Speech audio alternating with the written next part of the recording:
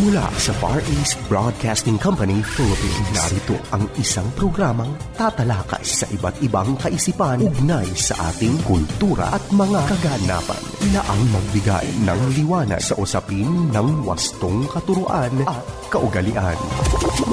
Kamalayan, kasama si Pastor Jebo Banzuelo.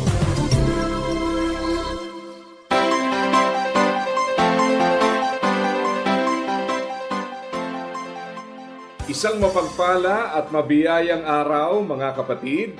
Kumusta na po ang bawat isa? Ito nga po ang inyong lingkod, Pastor Jebo Banzuelo, at kayo po ay nakikinig sa programang Kamalayan. Ang atin hong programa ay nasusubaybayan sa iba't ibang mga istasyon ng radyo. Yan po ay Luzon, Visayas, and Mindanao. So iba-ibang oras po yan.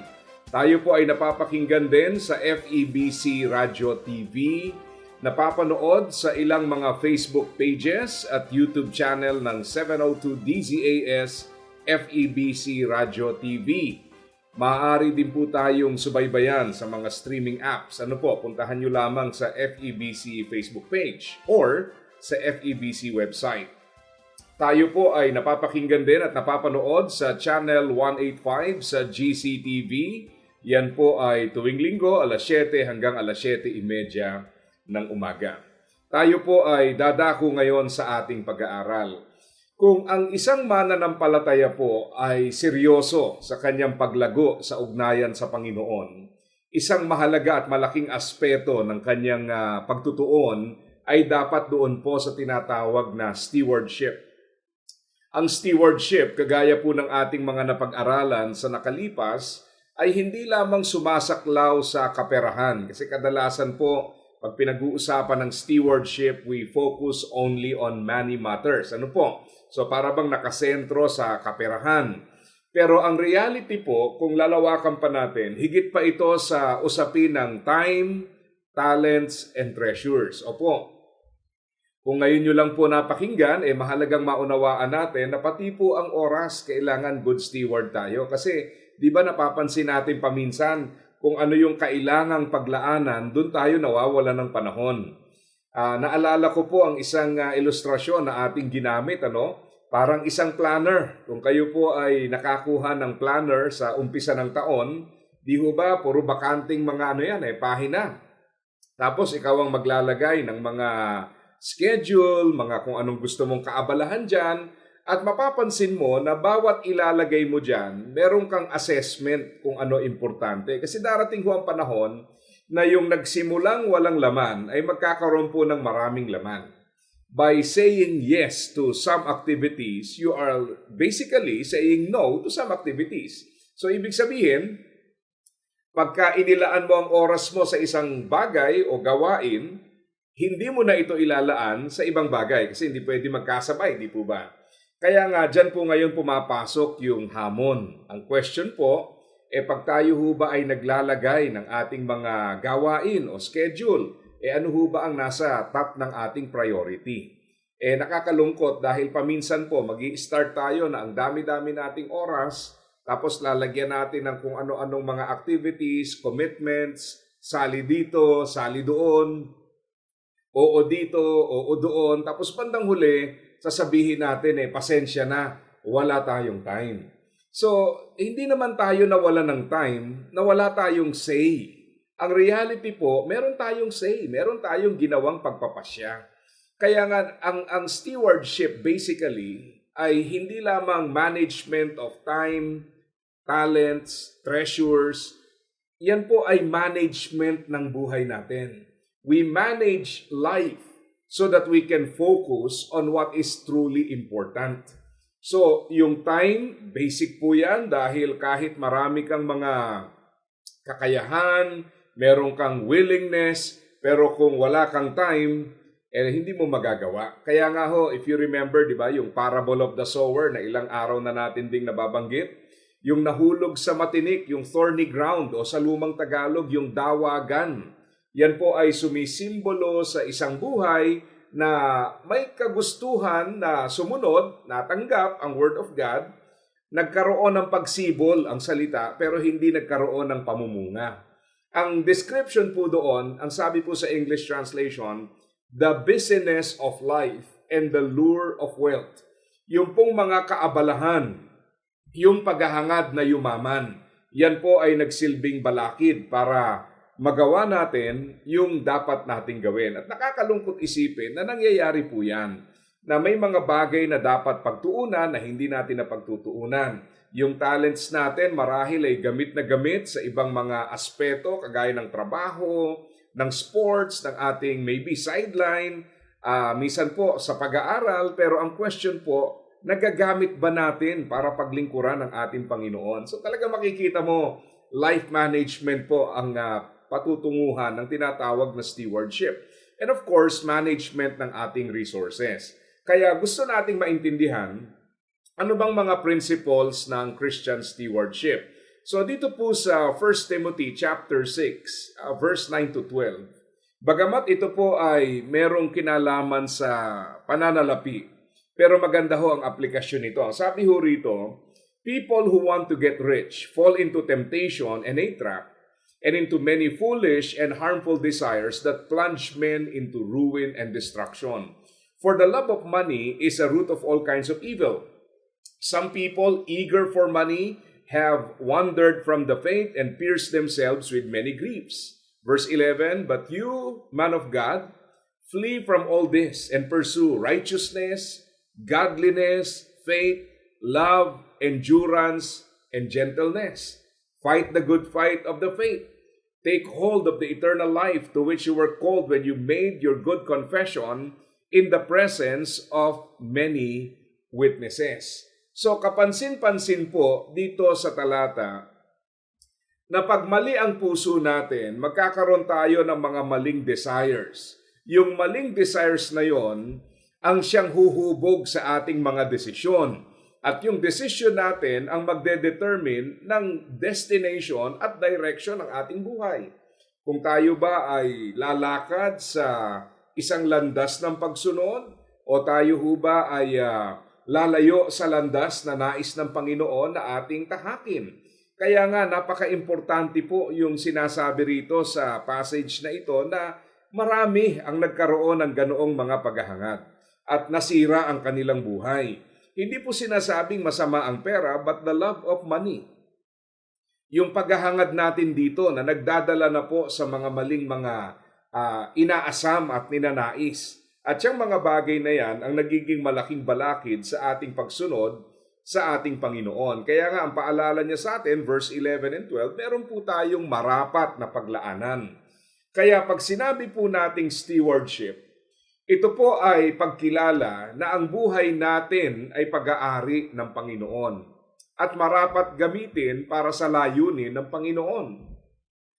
So ang ibig sabihin nito mga kapatid ay pagka tayo po ay nag-isip na ang buhay, ang oras, ang talent o yung ating mga resources or treasures ay pag-aari natin, diyan na po nagkakaroon ng problema. Kasi ang assumption natin, nasa atin ang mga bagay na ito for personal enjoyment.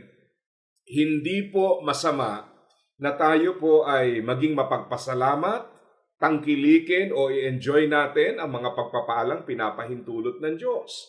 Pero kailangan nating maunawaan na may mga parameters po dyan. Di ho ba? Kinakailangan ang mga bagay na ito, hindi ito ang magiging pursuit ng ating buhay. At hindi po pinahintulot ng Diyos na mapasa atin ang mga bagay na yan para maging balakid sa ating paglilingkod o kaya naman para pagkulangin natin yung layunin ng ating Panginoon. Kaya ko po nasabing pagkulangin kasi minsan pagdating sa Panginoon, doon tayo parang pag sa pera, pag sa ibang bagay, hindi nag-iisip. Pag sa Panginoon, sangkatutak na isip. May mga pagkakataon din po. Pag sa talents, minsan nga meron akong nabasa, no? Pagka nandun po sa church, para bang hiyang-hiya na ipakita ang talent at gamitin. Pero pag nakita mo naman sa social media, ay naku, bigay na bigay. Ano po? Minsan nakakahiyang isipin, ano? Na sa kabilang banda, sa wastong paggamit na sa presensya ng Panginoon dapat gamitin, ay doon po tayo naglilimita. Pero sa mga bagay na ika nga ay hindi naman nakapagbibigay kaluguran sa Panginoon, doon naman tayo talagang todo bigay at naglalaan. Kaya ito'y paalala sa atin na kung meron pong mga nagiging problema pagdating sa pinaglalaanan, ang pinag-uugatan niyan is the problem of the heart. Problema ng ating kalooban, ng ating puso. Kaya kailangan pong ituwid yon dahil pag hindi po na ituwid ang ating puso, asahan po natin, makikita natin ang mga pagkukulang, pagkakamali, at dyan na po magkakaroon ng mga pagbabanggaan ng mga priorities at saka mga complications sa ating buhay. Kaya sa Proverbs 30:7-9, again, let me just read this because this is very important. Hindi ko ma-imagine na i-discuss ang tungkol sa stewardship without mentioning this verse. Kaya pahintulot niyo pong banggitin ko ito bagamat palagi ko itong ginagamit.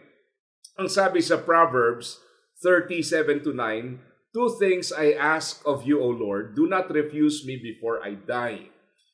Keep falsehood and lies far from me.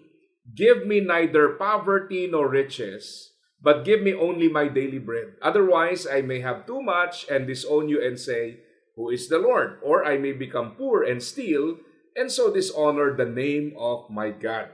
So tingnan niyo po ang nangyayari dito, Kagaya ng palagi nating paliwanag sa talata na ito, dalawang extreme, yung poverty, kahirapan, at saka po yung prosperity o kasaganaan. Ngayon, ang sinasabi niya rito, parehas yan ay pwedeng maging threat sa pananampalataya. Kahirapan, pwede kang matulak sa paggawa ng mga bagay na hindi kalugod-lugod sa Diyos dahil sa iyong desperasyon. Kasaganaan sa kabilang banda dahil paminsan po kung kailan sumagana ay masyadong maraming mga umaagaw sa ating atensyon, sa ating puso at tayo po ay nawawala ng puwang para sa ating Panginoon. Kaya nga, ang pinoprotektahan niya po rito para maintindihan niyo yung passage. Kasi otherwise, ang hirap unawain ito Bakit naman yung tao ayaw niya ng kasaganaan? Naintindihan natin yung ayaw ng kahirapan, di ba? It makes sense. Pero, bakit ayaw niya ng kasaganaan? Hindi po sa ayaw niya ng kasaganaan, kundi ang sinasabi niya, ayaw niya ng mga bagay na maglalayo sa kanya, sa Panginoon. So, kung yung capacity o kakayahan niya, ay hihigit doon. Yung pong darating na kahirapan o yung darating na kasaganaan, wag nyo na pong ibigay. Yun ang kanyang point. Kaya mahalaga po na maintindihan natin ang talata kasi kaya ko sinasabi to dahil kadalasan po, doon tayo nagkakaroon ng pagkukulang. Yung capacity. Hindi ka pa nga faithful in small things and you're asking God for bigger things. Di ba? So pag wala yung tamang kapasidad, tapos hiling tayo ng hiling ng mas marami o sunggab tayo ng sunggab sa kung ano-anong mga opportunities, thinking na para sa akin, later on makikita mo, nalihis ka na Pwedeng yumaman ka, sumagana ka, pero kumusta naman ang ugnayan mo sa Panginoon, di ba? Yun maling isipin na dahil sumagana ka materially and financially, spiritually okay ka. Hindi po. Maaaring sumasagana ka nga sa material at pinansyal, pero ang palaging tanong, kumusta naman yung ugnayan natin sa ating Panginoon? Kaya po natin nasasabi ito dahil ang reality mga kapatid, nasanay tayo sa mundong ito na ang sukatan ng tagumpay, ang sukatan ng masasabi po natin kung sino ang maayos ang buhay, kadalasan yung sukatan ng mundo ay pinansyal, material, di ba? Pero kailangang makita natin yung value ng mga spiritual na bagay. Dapat natin paglaanan yun. Hindi naman tayo pinipigilan ng Diyos na sumagana Siya nga ang Diyos na nagpapala, di ba? Kaya lang, yun nga, palagi natin sinasabi, anong napapala mo sa pagpapala? Yan ang tanong. Kasi baka mamaya, mali na po ang napapala natin. Hindi ho tayo binibigyan ng pagpapala para malayo sa Diyos. Isipin nyo ito. Ano kaya nasa isip ng Panginoon? Halimbawa, pagtagumpayin ko ang karir nito, pagtagumpayin ko ang business nito, sige nga gawin ko para malayo siya sa akin. Hindi po ganoon ang nasa isip ng Panginoon. Kaya kailangang maunawaan natin ano ang kanyang layunin at itong kanyang pinahintulot, paano ito papasok sa layunin ng Panginoon. Whether yan po ay kasaganaan, so the Lord enriched your life materially and financially, So how does that fit in sa kanyang layunin, sa kanyang agenda? Sa kabilang banda, kung sakali namang may kabiguan, merong mga challenges, difficulties, how does that fit in sa kanyang agenda? Ito ba ay preparasyon? Ito ba ay redirection? Kasi pwede hong preparasyon eh. Yung bang gusto muna ng Panginoon maging faithful ka sa ilang mga bagay at pag na-establish ka na doon, then you are ready for bigger things. Paminsan po, pag may mga kausap tayong nasa larangan ng pagninegosyo, minsan sinasabi nila, kailan ba tayo hihinto? Yan. Kailan ba masasabi na hindi tama yung tinatahak? Kailan ba tama, kailan hindi tama? Usually, ang sagot po dyan, yung discernment na malaman, is this a preparation? Kaya ba hindi pa umaayos dahil pine-prepare ka pa? Kailangan pa ng maturity? Or is this a redirection? God is telling you, wag na yan ang tahakin mo, iba na lang. Mahirap pong sagutin dahil ang totoo po, depende yan sa tao.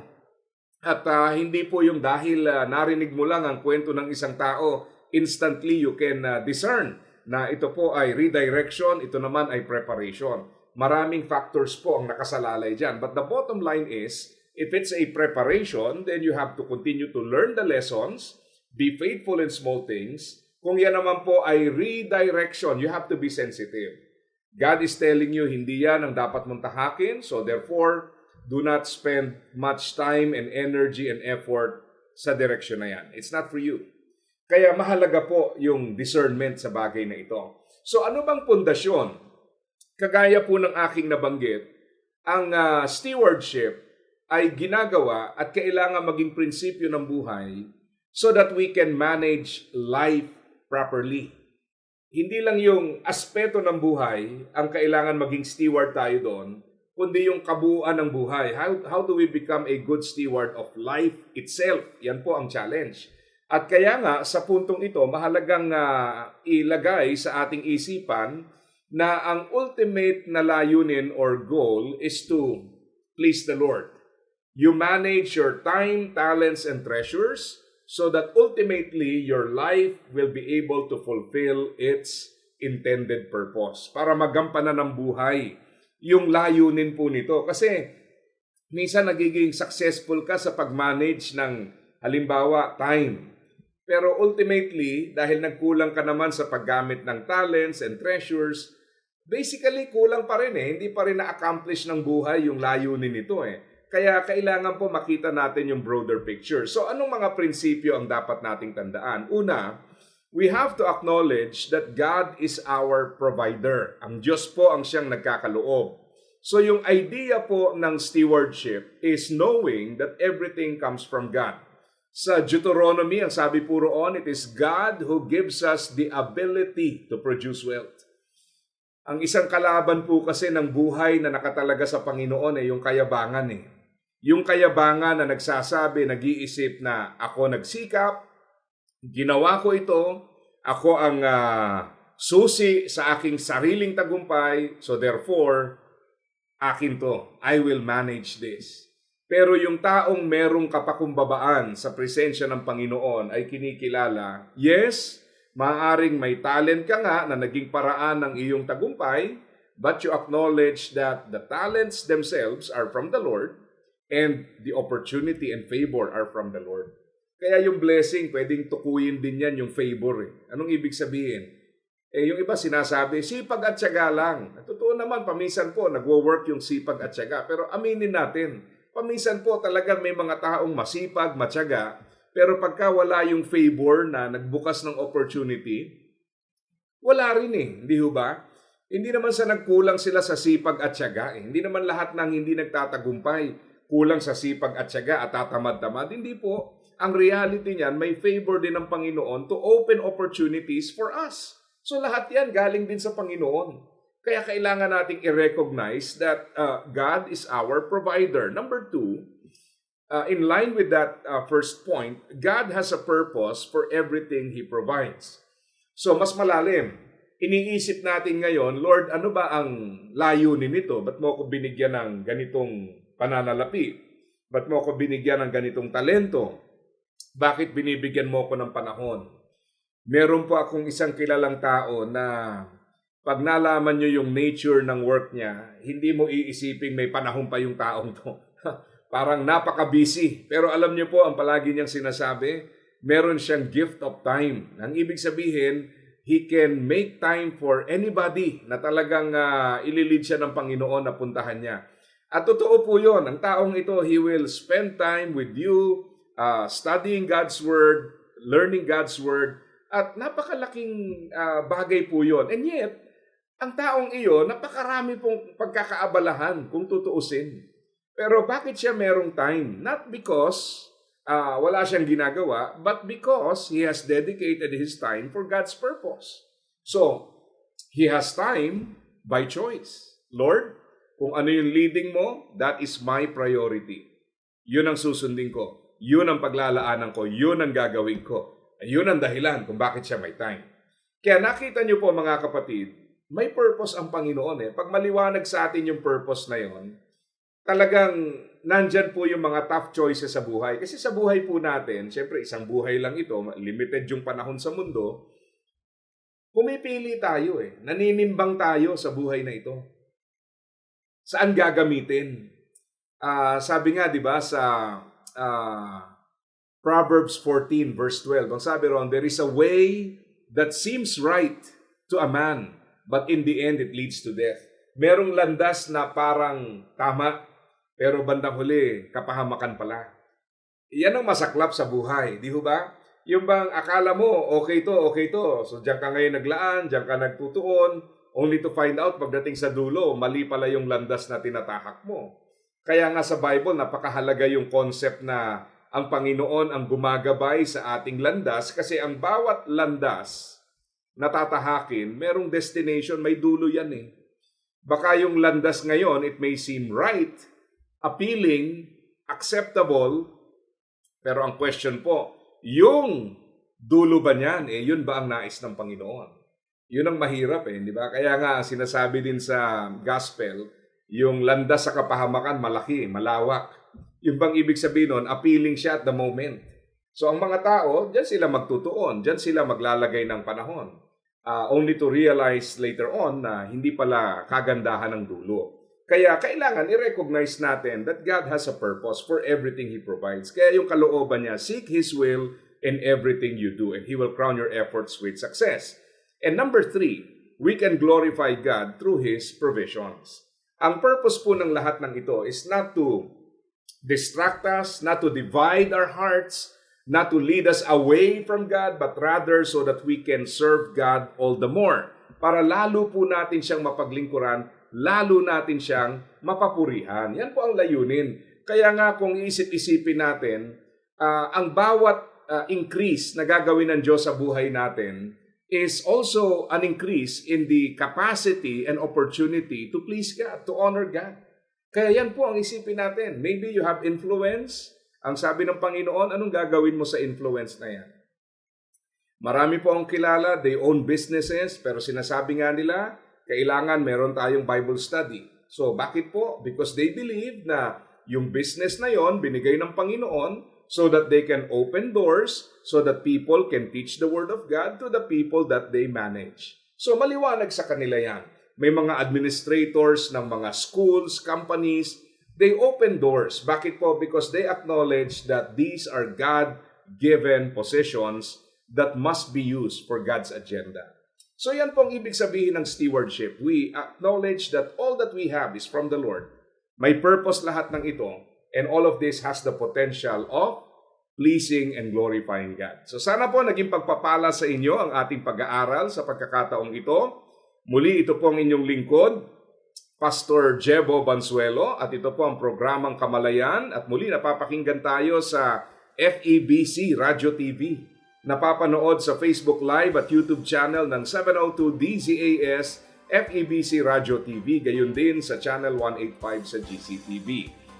Ito po ang inyong lingkod, nagpapaalam at nagpapaalala sa bawat isa na ang buhay na ginagamit ng husto at wasto ay walang pagsisisi pagdating sa dulo. God bless po sa inyong lahat.